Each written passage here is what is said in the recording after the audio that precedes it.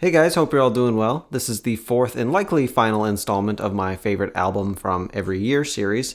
We're going to be doing the 90s today. We've already done the 60s, 70s, and 80s the previous 3 weeks. So if you guys missed those and want to check those out, that would be greatly appreciated. I likely, as I've said in the past, won't do the 2000s, 2010s, and we're still in the 20s. So in 7.5 years, we'll see. But if you guys really want to see me attempt to do the 2000s and 2010s, I will try. It won't be next week that they come out, but hopefully sometime in the near future I can come up with a list and figure something out for that. But my music taste really goes from the 60s to the 90s. It was funny when I was working on my list, it was easy for me to get on from 63 all the way up through 1999. I had an answer for something. But literally, the year I hit 2000, I could not find anything. So if you guys have any good recommendations for 2000s albums, I can kind of throw together the 2010s fairly, a decent number of those, but the 2000s just is lost on me. So if you guys have any recommendations for albums for me to check out from the 2000s, so from 2000 to 2009, that would be greatly appreciated. I do have a few, but there's just some of the early ones I just can't come up with anything. Also, in this series, which upsets me a little bit, this is the very first decade in which I won't have some of the records for the albums that I am talking about. So either I will have to, I have a CD for one of them. I actually just ordered the vinyl for it this morning. And the other two I just don't have the record for. One I don't have, and the other one was never made. Because obviously when the 90s came around, we had CDs and cassettes more frequently, and records kind of started to die out. So without any further ado, let's head to 1990.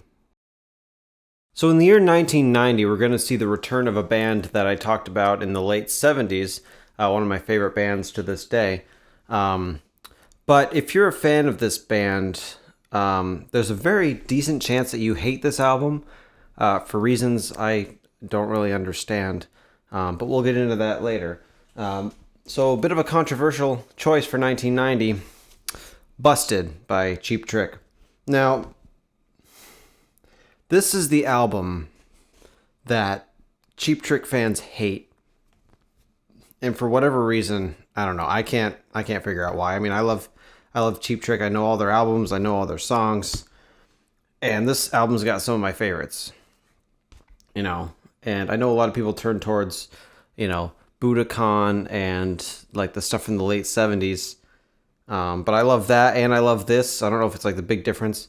The big thing with this album is that they were capitalizing off of their 1988 album Lap of Luxury, which was a big commercial success, kind of got them back into the, got people talking about them again.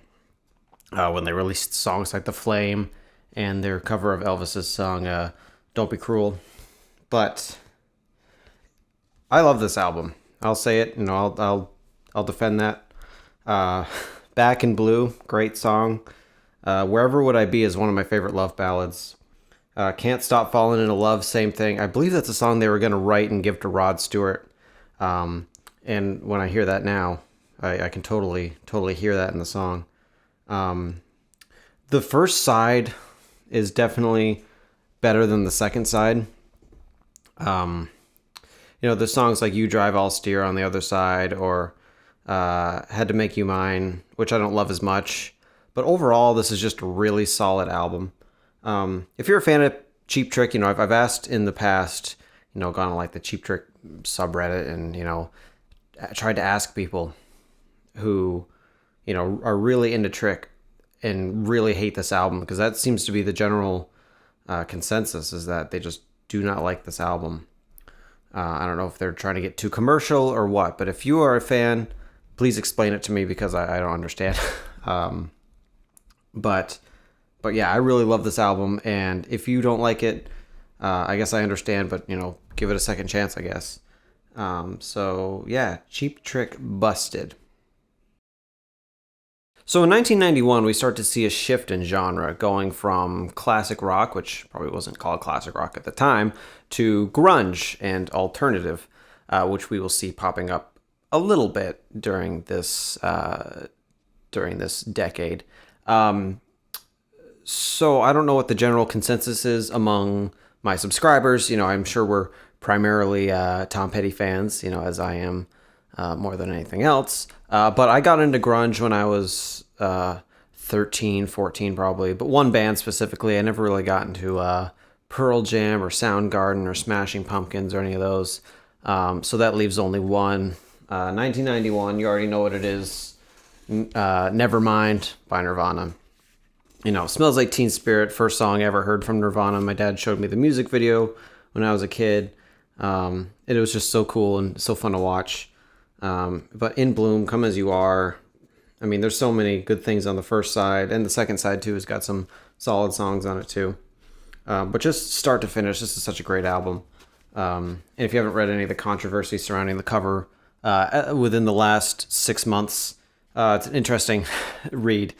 A little thing going on with Dave Grohl, and the kid who was on the cover now trying to sue. I haven't heard the latest in quite a while, but it was quite an interesting story and change of heart. But Butch Vig produced and engineered this album. He'd done a lot of great stuff with a lot of similar artists, but I haven't really gravitated towards a lot of those, like I said, other grunge or alternative artists. We'll see one more alternative artist who is very familiar with Nirvana coming up in a couple years. But you can't bet against this album. This is one of my top 10 favorite albums of all time. Also, it's just such a good album start to finish. If you haven't already heard it, Nevermind by Nirvana. So for whatever reason, 1992 was one of the harder years in the 90s for me to find an album for. I think I pretty much had a solid answer for everything from 90 to 99. But something about 92, I couldn't figure it out. So I started, scrolling through my iTunes library, and I probably only had 2 albums from that year that I could find. This just wasn't a really big year for music for me. So I found one, and it felt a little bit like, winning by default, if it was the only one. But then I listened to it again. I start looking at the track list, and I listened to the whole album all the way through. And I realized what a solid album it is. It felt like I said, I picked it because it was the only one, but it really is a solid album, and I haven't found anything else better. This is Kiss, Revenge from 1992. So this is Unmasked era. This is when we had Bruce Kulick and Eric Singer. I believe this was his first album with the band after their drummer Eric Carr passed away the year before, I believe. But if you are a Kiss fan, or if you aren't a Kiss fan, this is definitely a great album to check out. I always gravitate more towards the early stuff, like From Destroyer or Love Gun, Rock and Roll Over. That's my favorite era of Kiss, I think. But this really is still a solid band. You got songs like Unholy, God Gave Rock and Roll to You, Every Time I Look at You is a great ballad. I Just Wanna, towards the end of the album, is such a good song. This album, yeah, it's definitely different from the other things. I feel like this is where, I feel like Paul was always kind of the front man and kind of was taking control of the band until we kind of got to this era. We kind of move out of the glam rock of the late 80s when they were doing Crazy Nights and Asylum. And then they kind of shifted more towards alternative with 1989's Hot in the Shade. And then I think there wasn't another album until 92, which was this one. They kind of started to get more metal, more grunge. Trying to kind of conform to the times was something Kiss always did. Remember in 79, they went to disco with Dynasty, which is an album that everybody hated, but I really liked. So this was kind of the Gene Simmons fronted era. He kind of knew what he was doing with the whole being scary and wearing all black. Being the demon definitely trained him for this era of music. But this all the way through is a really solid album that I think you should give a listen to. A lot of fun, don't take it too seriously. There's a lot of Gene Simmons songs on here. It gets very heavy, kind of metal, but it's a lot of fun. It's a fun album. So yeah, 1992, Revenge by Kiss. So I've kind of been dreading getting to 1993 because the last 33 years that I've talked about, from 1960 to 1992, I've had a vinyl record for. And I don't for this year yet. This is the one I ordered literally this morning. So I do have it on CD, so I have some sort of visual aid to back me up. So this is the final album from a band we just talked about, and that is 1993's In Utero by Nirvana. Now, there's some great songs on this, especially Heart-Shaped Box, All Apologies, Penny Royalty, Dumb. This is a very solid 12-song album. It's hard. I can't tell if it's too shiny. That's probably shiny. There we go. Not used to having all the CDs yet. But of course, we're starting to see less vinyl. So I was looking for In Utero for years and finally found a decent priced one online from Discogs, an independent seller. But yeah, Steve Albini did this. I know he worked with Cheap Trick later on. He was in, I want to say, Big Black, a band from the 80s and 90s, I believe. But yeah, I'm super excited to have this on vinyl. I'm a little disappointed it couldn't come in time for this video. But this is just a really solid album all the way through. It's definitely heavier and a little more intense than Nevermind, which we talked about in 91. But this is a great album. Nirvana only had 3 real albums. They had was it Bleach in 89, Nevermind in 91, and then In Utero. They also had, I believe, it was Incesticide in 1992, which I feel like was a lot of just unreleased demo stuff and record and radio tapes. Correct me if I'm wrong, but I don't think that was officially released as a Nirvana studio album. So they really only had 3, I guess. But yeah, 1993's In Utero. Give it a chance if you're not a Nirvana fan, but I definitely don't like it as much as Nevermind, but it's still a really good album. So 1994 shouldn't come as much of a surprise to you, probably. If you're a fan of the channel and you know anything about me, you'll know that in November of 21, I believe, or was it November of 2020? It was November of 2020, wow. I covered this entire album all the way through. So if you haven't seen that, I would appreciate you checking it out. If it's a long watch, but if you want to just see bits and pieces, I would appreciate that. The re-release of this album, you already know what I'm talking about. The re-release of this album was big for me and my channel because when they started talking about the release of, I'll spoil it right now, Wildflowers, we started to see, a resurgence for love of Tom Petty, which I'd already had. And, this was the record that was so impossible to get on vinyl because it was a very quick pressing, people didn't really keep it that much. And it was probably, people were getting more on cassette and CD at the time. So it's hard to find on vinyl. All the original copies is the repress. All the original copies you get are, 400 and up. So it's just kind of ridiculous and hard to find some of those copies. So I was so glad when they decided to repress it 2 years ago. And I got, the huge box set and all the rest and was it called Finding Wildflowers, or I already forgot. But yeah, I just love Wildflowers. I think I ranked it as my favorite album of all time.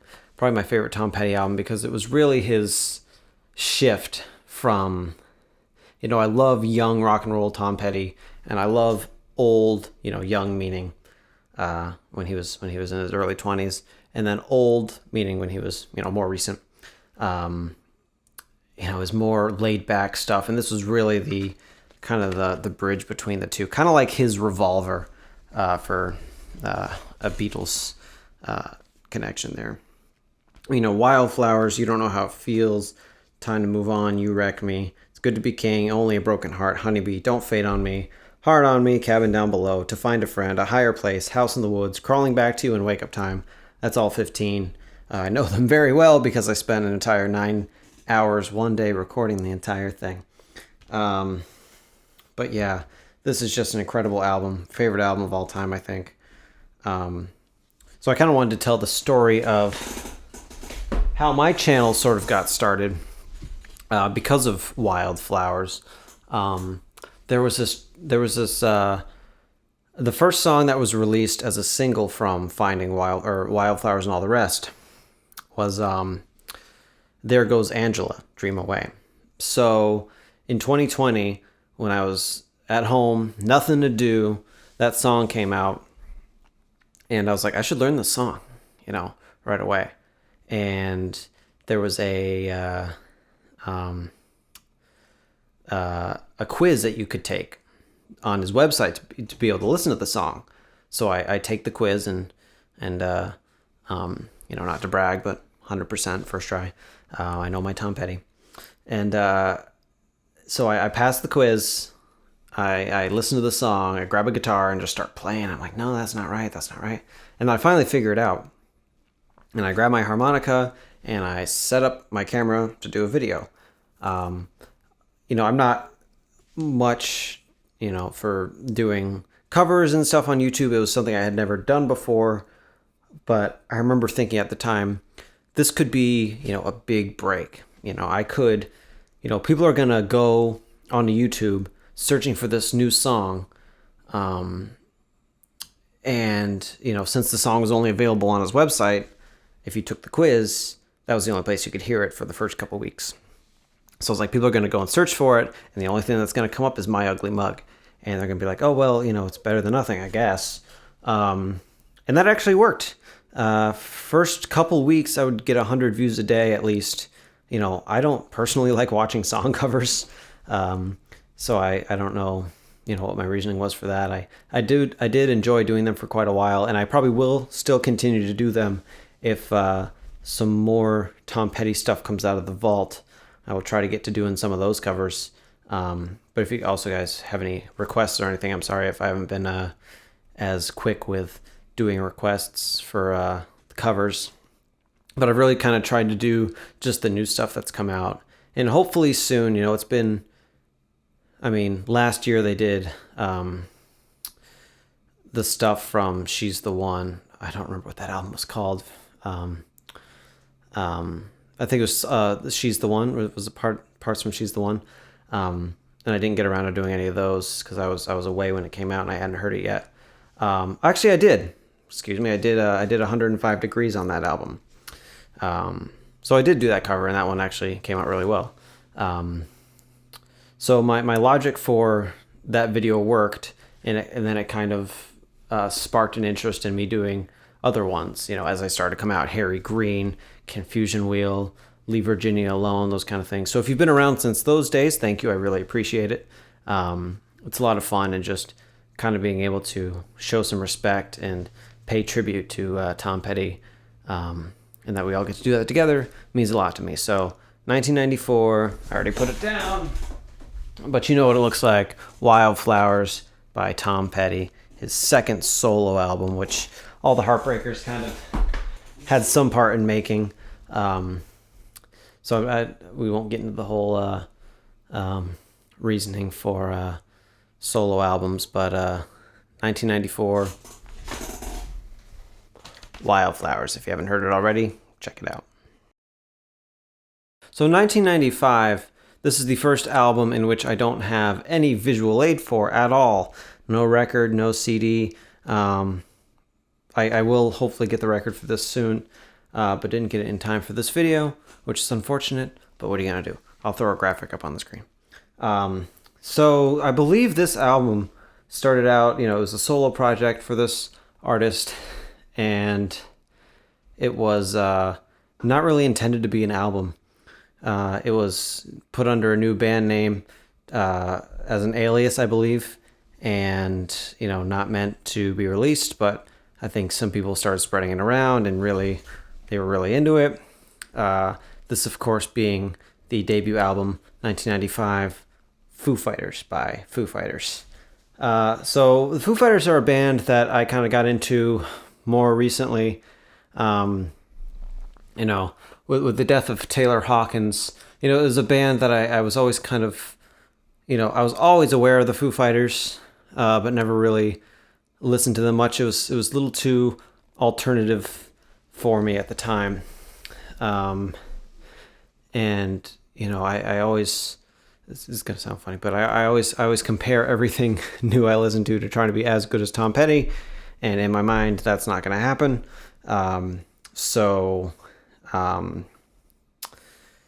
It was kind of hard for me to get into them at first, but then I kind of started to branch out a little more and look at these albums kind of in a new light. And like I said, with the passing of Taylor Hawkins last, I don't even remember what it was. Was it in the winter? I want to say January, but that feels like too long ago. When that happened, I kind of wanted to take another look.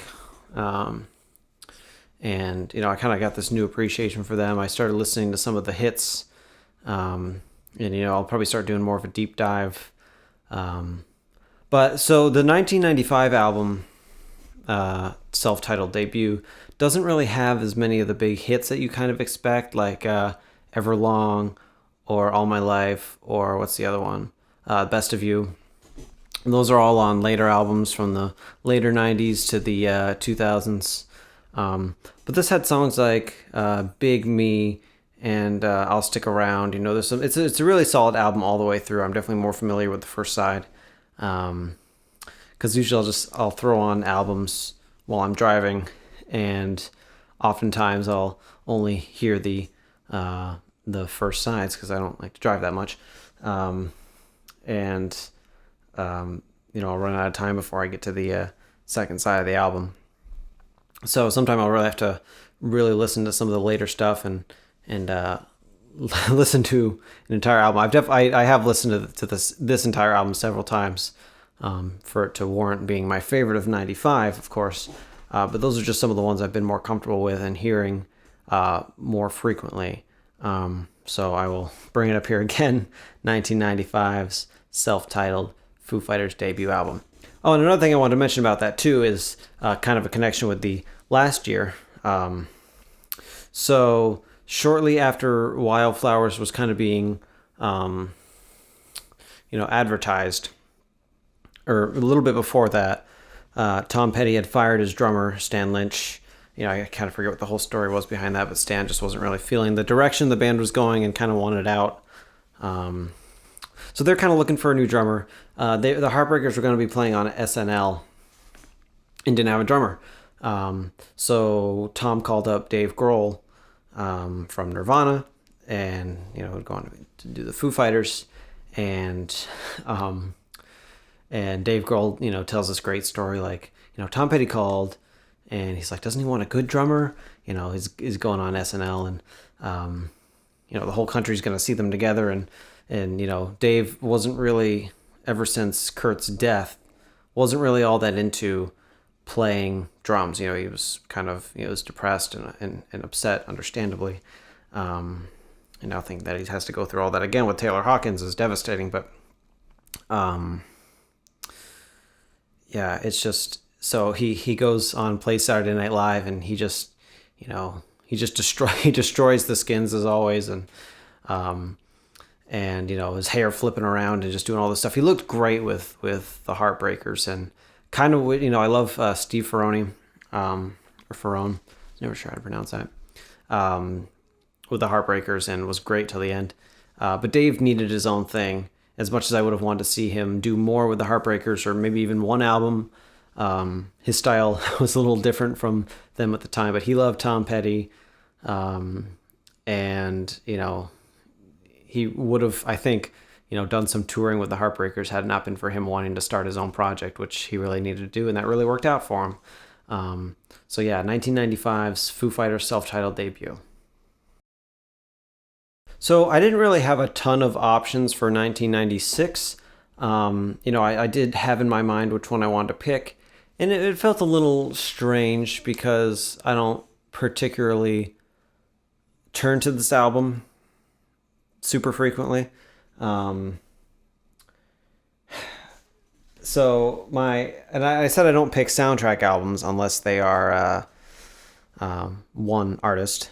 So this kind of is a soundtrack album, songs and music from "She's the One" by Tom Petty and the Heartbreakers. This, if I had to, I love everything Tom Petty's ever touched. So, ever done with Stevie Nicks or, produced elsewhere, early days of Mudcrutch, Traveling Wilburys, all of his solo and Heartbreakers work, everything he's ever done, I love. And, I don't turn to this album all that often. But, Walls is one of my favorite Tom Petty songs. I performed that with my band a lot. But yeah, there's a ton of songs I kind of forget about sometimes. Angel Dream is an amazing song. Hope You Never. There's just some really good stuff on this album. And like I said, if I had to pick a least favorite Tom Petty album, it would probably be this one. But that doesn't mean it's a bad album. This is still a really good album. I still have yet to see the movie. I guess the story was that they wanted Tom to write the title track, or not title track, but the theme for this, which ended up being Walls. I believe the circus version. And he watched the movie and was like, "Can I write the whole soundtrack?" And they're like, "Yeah." So this is still, I say this is my least favorite Tom Petty album, but it's still better than a lot of other albums. And it's just it's eye-catching too. It's a very, very nice yellow and very, songs and music from the motion picture She's the One. A movie I still have yet to see, but apparently if Tom liked it, I will probably like it too. Still produced by Rick Rubin, who did Wildflowers, and Tom and Mike Campbell did it too. So this is just a really good album. Lindsey Buckingham sings on, a lot more songs than I thought. Carl Wilson, who I assume was a Beach Boy. Ringo drums on "Hung Up and Overdue." There's a lot of names on here that I forgot about had a part in making this album. 1996, Tom Petty and the Heartbreakers, songs and music from "She's the One." Okay, so 1997 is a special case because I don't have the record because they never made the record. If they had, I would most certainly buy it. But they just never made the record because 1997, CDs were popular. I believe we were starting to see music online probably by that time. But yeah, 1997. Don't have any physical media for this. I'm sure there's a CD out there somewhere. I just don't happen to have it. But 1997 is Cheap Trick by Cheap Trick, often referred to as Cheap Trick 97, as not to confuse it with the album that came out 20 years before, which was also called Cheap Trick. I think the story with that was they were trying to return to their roots. They had gotten very poppy and kind of had a little bit of time kind of being a hard rock grunge band when they did 1994's Woke Up With a Monster, which is also a good album. I think a lot of people don't like it, but I do really like Woke Up With a Monster. Very interesting album cover, too. I'll let you guys look that up on your own. But yeah, they kind of wanted to return to their original roots. And as I mentioned in the 70s video, I did pick for 1977 Cheap Trick's debut album, which was very heavy, very loud, and but very raw and kind of angry. Which I think is what they kind of wanted to return to with that album, which is why they called that one Cheap Trick as well. For us now, it's very confusing for Siri, especially when I tell her to play the album Cheap Trick and she plays the other one. So you kind of have to specify which songs you want. But it starts off with, what's the name of that song? I'm going to have to look at it because this is the very first time I don't have any sort of visual aid. But this is just such a great album. And I just clicked on the wrong one from 77. Cheap Trick 1997, Anytime, Hard to Tell, Carnival Games, Shelter. That's probably, I don't think about this album a lot as one of my favorite Cheap Trick albums, but that's probably one of my favorite starting four, like the very first four songs on the album. Or at least the first three. I'm thinking Shelter or something else. Anytime, Hard to Tell, and Carnival Game. I think is a very strong start to that album. Shelter is a nice ballad. And then You Let a Lot of People Down and Baby No More kind of starting to get a little bit heavier. And then It All Comes Back to You is their last song on that album, which they played at their, I believe, 25th anniversary concert for the Sliver album, or Silver album. Sliver was a Nirvana song. For the Silver album, which they played, I believe, in 2001. I don't quite remember when that was. But that's a great album, great live album, great live DVD. They did a lot of great songs from their entire discography, and quite a few songs from that album, I believe. Anytime is one of my favorite songs on drums. Bunny Carlos comes in with this great drum roll and drum riff, and it's something that I've tried to replicate and cannot get right. So he was a great drummer, and that was one of his, that's unmatched in my opinion. Carnival Game is a very interesting song. There's just so many good songs on that album. It's start to finish, it's very solid. It flows really well together.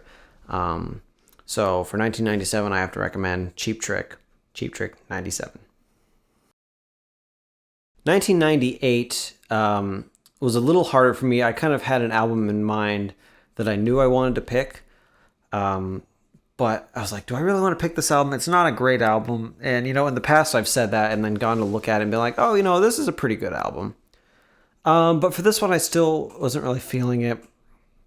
I tried not to pick albums that I only really loved 3 or 4 songs and then the rest just kind of were forgotten about. I tried not to do that. But for this album, I kind of had to, in a way. So I feel like this album, as much as I really love this band and really love some of the songs on this album, I feel like it could be usurped at some point from my list, which is why in the description I've got that Google presentation where I will update these. So if you ever see something that's different from the video, it means I changed my mind at some point. It is a living document, my favorite albums, because it could change as I get older. Who knows? Probably not a lot of them will, but it could if I start discovering more things. This is one of my favorite album covers of all time when it comes to the vinyl version. But 1998 is Psycho Circus by Kiss. And it's one of those, I can never remember the name of what this effect is. Not lithograph. Never mind. You probably know, and I don't. I'm dumb. That's great. But you've got the creepy clown. I don't know which one you're seeing right now. You're probably seeing something different than I am. Got the creepy clown, and you got the 4 members on the back. This album was one of the ones I picked more for maybe not the song content, but the idea behind the album or what it kind of represented. And in this case, it was the 4 original members coming back together after being apart for 15, 16, 17 years.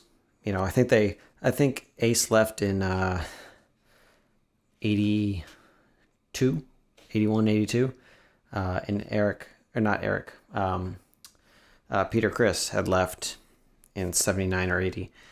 So it had been, a good 18 years since they'd all been together in this original 4. And people are very obsessive about the original 4 for Kiss. I love the current lineup. I love really all the Kiss lineups. The original probably being my favorite. I do love the current lineup. I got to see them in March of 2019. Amazing show. Psycho Circus is a great song. Into the Void, I believe, was Ace's track. You Wanted the Best is one of my favorites because I love when a band, utilizes all their singers. They all kind of trade off and bounce off each other for that song. You Wanted the Best and You Got the Best, which is the very first song on side 2. Gene, Paul, Ace, and Peter all take turns kind of singing these little parts and trading off in the chorus and the verses, which is really cool. I don't believe I keep saying Eric. Peter Criss had a lot of involvement in this album. And I think it might have been the same thing as Unmasked, where they pretended a lot of the guys played some of the tracks, but didn't really do a lot of the actual recording. They had like studio musicians and whatever. But, you know, going off of You Wanted the Best, Psycho Circus, Into the Void, and I believe Japan also had an extra track that Ace did. I think it was called In Your Face. And that's a really good song. It's not really included on the American versions of this album. And I kind of forget, you know, they were still trying to do something new with the music. It was still kind of grungy. If you listen to the final sessions, Carnival of Souls, I think from '97, there was a lot more, you know, it was grungy, heavier stuff. But this was kind of still breaking off of that, but using the original lineup. So it's not really the same thing you would have heard on a Kiss album, you know, 20 years prior with this lineup. But it's still a decent album that, you know, still made it onto my favorite list for 98. And now that I think more about it, this does have a lot better songs on it than I really thought it did. There's some in there that I kind of forget about and don't really care as much about, but yeah, Psycho Circus, I can't really tell which one. I think this is the clown cover. 1998, Psycho Circus by Kiss. Give it a listen. Very cool album. So we're coming up to the last album of this video, the last one before Y2K came and was going to kill all of us. This was, you know, I'm going to spoil it now, another Tom Petty album. It's often forgot about, I think, by a lot of fans, but this is probably one of my favorite Tom Petty albums, and it's kind of my go-to sad album. I think Tom wrote this, you know, around his divorce time. This is Echo, 1999. You know, Echo, you know, the title track is one of my favorite songs. Very beautiful piano piece from Benmont Tench. Room at the Top, I always try to cover that whenever I'm playing live. It's just one of my favorite songs ever. And this was kind of his, like I said, sad album. And there's just so many great pictures and stuff inside this record. Yeah, start to finish, this is a great album. This was still kind of his time with Warner Brothers. And I don't think Rick Rubin did anything with this album. Maybe he did. Can't remember.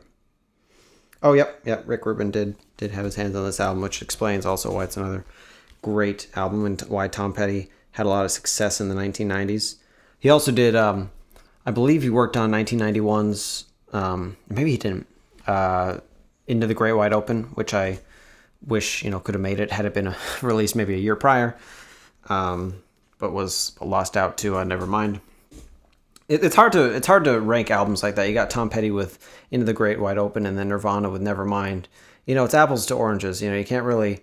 It's hard to compare those two albums, but overall, yeah, I kind of had to go with Nevermind. But Into the Great Wide Open, another honorable mention for that year, which was a while ago now. But we're talking about Echo right now, 1999. Swingin', one of my favorite songs. I Don't Want to Fight, I believe was the first time that Tom Petty gave the lead to somebody else. Mike Campbell actually sings this song. And I think the first time I heard it, I thought it was Tom. Because it just sounds like Tom yelling. They kind of sound the same. They're both from Gainesville. So they kind of had similar singing voices and speaking voices. Yeah, the first half of this album is so good. Second half is really good too. There's just so many great songs on this album, and you know, I kind of just throw this on when you just want to chill out and just, you know, this album flows together really nicely. And Tom wrote it at a very vulnerable point in his life, but it just came out so well, and this is a very beautiful album. So if you haven't yet, 1999's Echo by Tom Petty and the Heartbreakers. I love this album. Okay, that'll do it for my favorite album of every year series. I want to thank you guys so much for watching these videos. If you've been watching the ones from the 60s, the 70s, 80s, and 90s, I really do appreciate that. And, you know, let me know if you really want me to do the 2000s and 2010s. I will try, and, you know, if you have any recommendations, I would really appreciate that, especially for the 2000s and the 2010s. Just, you know what I like by now. Throw some recommendations out there. I'll definitely give some things a listen if I get some recommendations. So yeah, I would ask if you would Please subscribe and turn on notifications if you don't want to miss those. If those do happen to come out, of course, you don't have to, but it is greatly appreciated. So I just want to thank you guys for sticking around for this entire series, and I hope to see you all soon.